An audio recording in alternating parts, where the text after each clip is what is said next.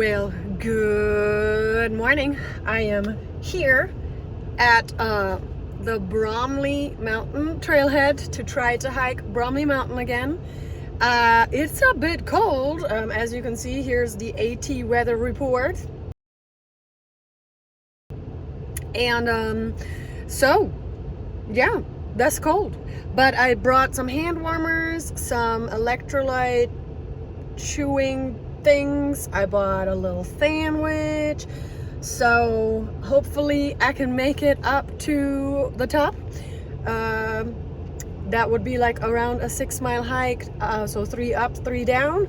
I do have the choice to just go to the shelter, which is about 2 miles up, then 2 miles down. So I can always choose that just in case it's a little bit crazy. I am gonna start with my micro spikes, but I have a feeling I'm gonna have to switch to snowshoes pretty quickly. Let's go. It's 10:24. 3 miles up. Micro spike living.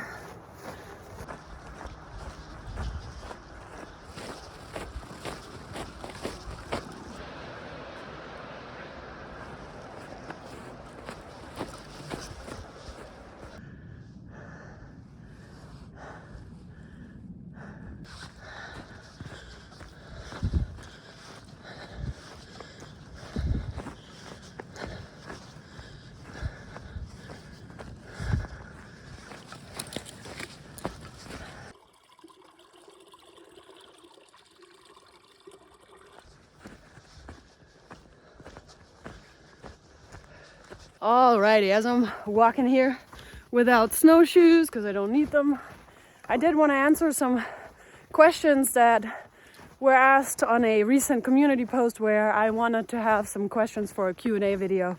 And I'll answer most of those in an actual separate video, but I thought I could answer like 1 or 2 of those while I'm walking. As you all know, I like to talk and ponder and have you come along in my thoughts.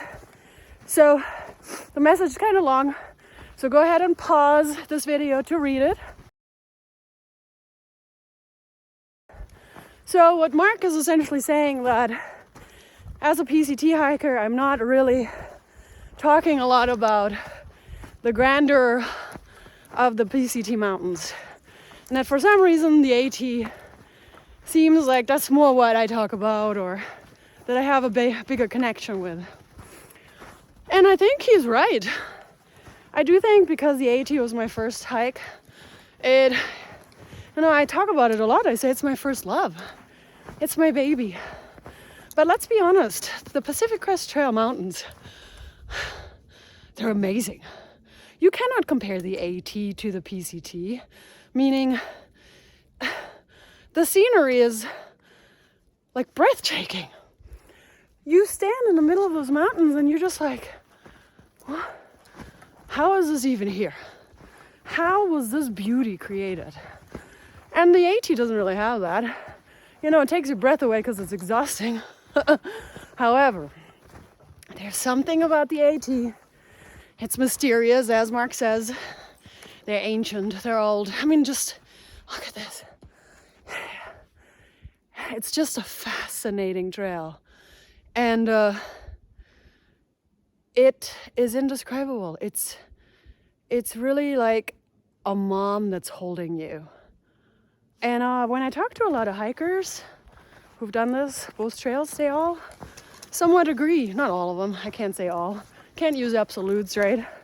Because a lot of people are biased to the PCT just because they're beautiful and they, was their first hike. Like I said, the PCT is way more beautiful than the AT when it comes to just in general looking at the scenery. However, beauty is in the eye of the beholder, and you cannot tell me that this is not awe-inspiring. It's just wow. So I hope this kind of answers your question right there.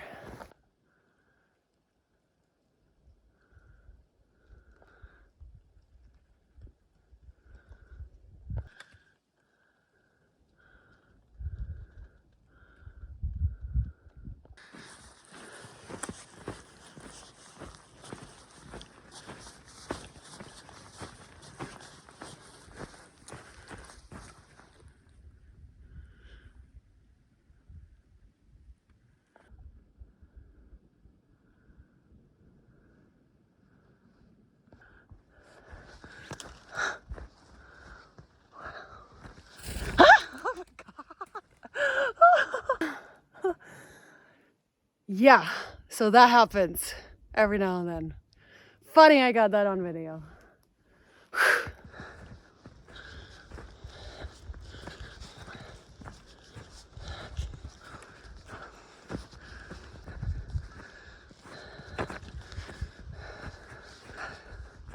So this marks 2 miles. The shelter is this direction, and the summit 1 mile. This is going to be the hardest part of the hike. We still are not really in the need of snowshoes, but that could change any time, and it's going to be a good climb.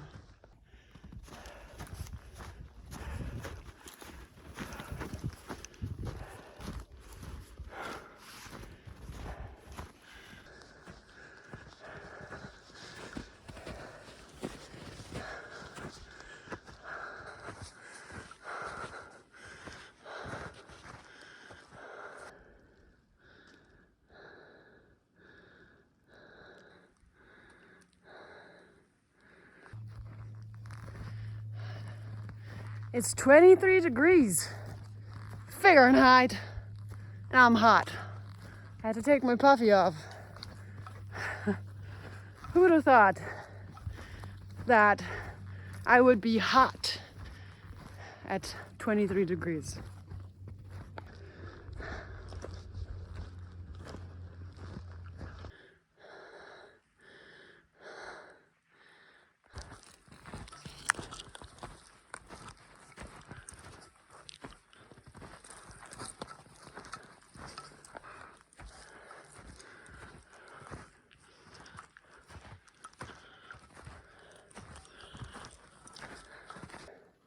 I mean, it seems like the AT weather app got this wrong. It's like 21 degrees. I don't feel any wind gusts. Now, I'm not at the exposed part yet, but this was so much colder last time. I think I was like at 9 or 8 degrees by the time I got to this spot right here. I mean, I brought hand warmers and everything, but it's like warm. I might as well put a bathing suit on.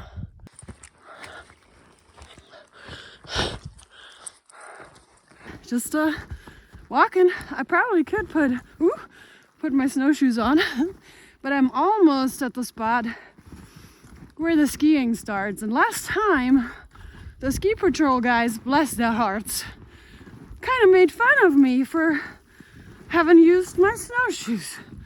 I mean, they didn't really laugh at me, but they were like, you should just use your spikes going down.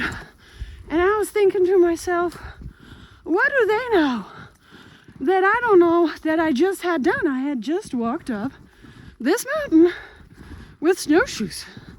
So I feel like I had the knowledge, hello, see, of whether I should have used snowshoes. But they were like looking at me like I was crazy. But you all saw the video. I mean, it was definitely snowshoe worthy, and I think this last little piece right here is too, but once you get to where the skiing is, it's super flat, and it's really comfortable just to walk with micro spikes, honestly.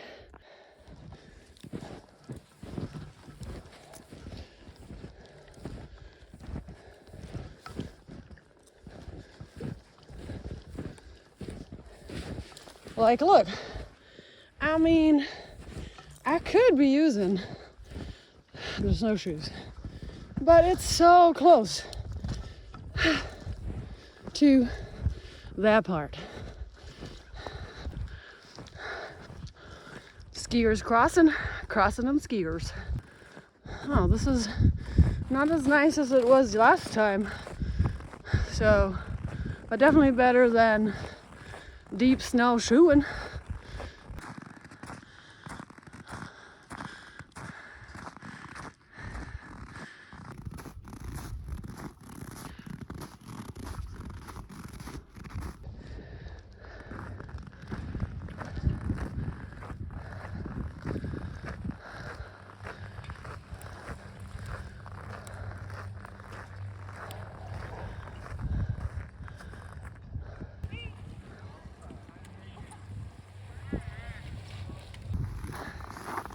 Okay, good enough. Too many skiers, too many. I guess there is a spot there, and then this is the AT, and I have to really walk far on the side for them to not run me over.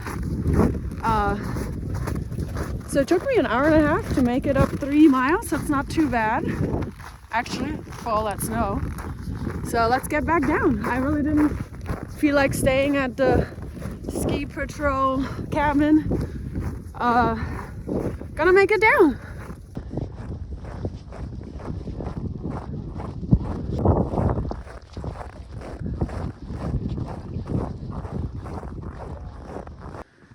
And back in the safe woods we go. Okay, talk about the second comment. That's kind of talking about what would my life have been like if I had never decided to hike the AT or the PCT.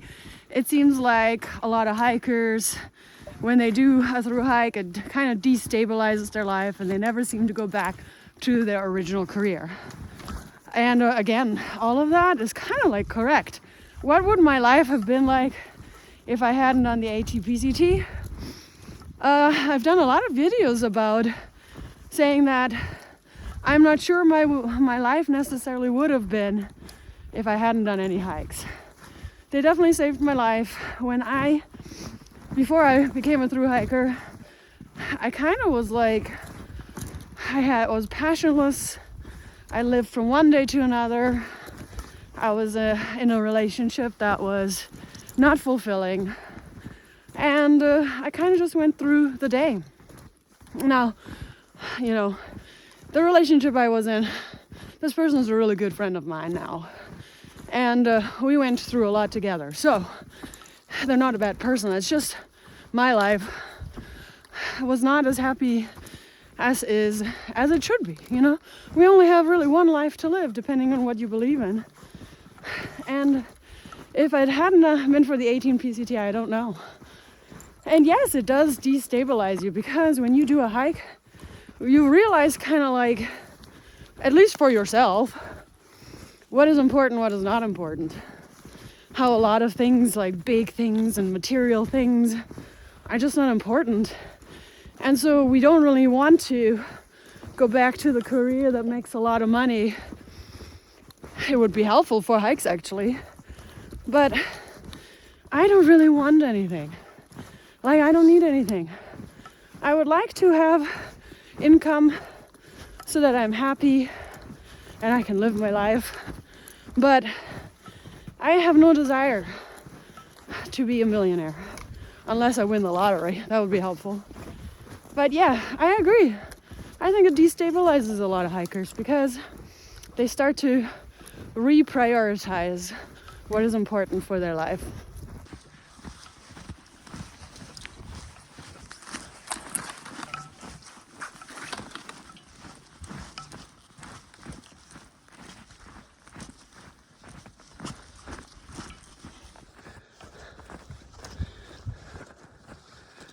Also, I did the polygraph test yesterday, and I passed it. Of course I did. I really just don't have anything to hide. So, but man, polygraphs are so intimidating, right? No matter how truthful you are, it just gets your heart rate up, and you're just like all kinds of worried. And then you're trying to, I'm trying to think, oh, is there anything I'm not telling them? Like, I don't want them to think I'm a liar, because I'm not. In fact, my mom said that's the one thing she could trust me with. Actually, no, not lying. She could trust me with money. That's always what she said. But, you know, I mean, we all can do white lies. But it is a little bit difficult for me to lie. Like, I have to literally, like, think. So yesterday he was saying, as a control question, there's something where he knows that I will lie because it's a control question. You know, like, for example, have you ever reacted to somebody in anger? And of course, and then he said, just say no, because I will know, like, so that way I will know that's your lying response and blah, blah, blah. But I could not even remember that. As he's asking me these questions, he's like, have you ever reacted to somebody in anger? And I'm like, yes. And he's like, you're supposed to lie, Julianne. And I was like, oh, sorry.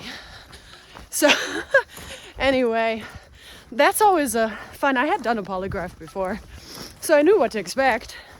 But yeah, it's always intimidating, isn't it?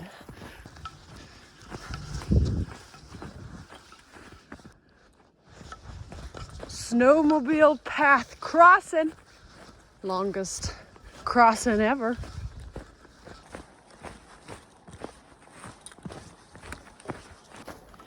Well, guys, I'm about 0.3 from the parking lot. And as I finish out this here video, I just wanted to say I hope you all are just as excited as I am about my upcoming Appalachian trail hike. I know it's only half, but I have quite some surprises for you guys. And I think you will like them. I know I will like them. So let's have a good time together. I can't wait. It's for me it's gonna be a blast. At least I hope so. Well, with the surprises, it's gonna be so fun.